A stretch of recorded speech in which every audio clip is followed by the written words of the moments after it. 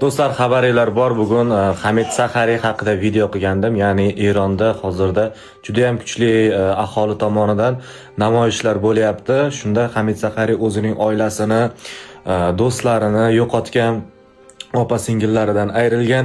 Shuning uchun u hozirgi kunda 2026-yilda ijod qilmayapti.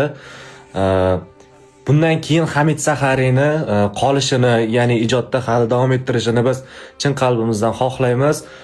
Shuning uchun bugun u haqida video qo'ygandim. O'sha videoga Hamid Sahariydan juda ham ijobiy fikrlar keldi va menga Hamid Sahariy obuna bo'ldi. To'g'risi bundan xursandman, lekin uning mushkuloti hozir juda ham og'ir ahvolda hozir Hamid Sahariy. Endi xudo xolasa direktdan javob bersa, unga SMSlar ham yozib uni qo'llab-quvvatlashini, ya'ni butun O'zbekiston millati uni qo'llab-quvvatlashini unga aytib bermoqchiman. Hammaga rahmat. Sizlar sababli bu natijaga erishdik deb o'ylayman.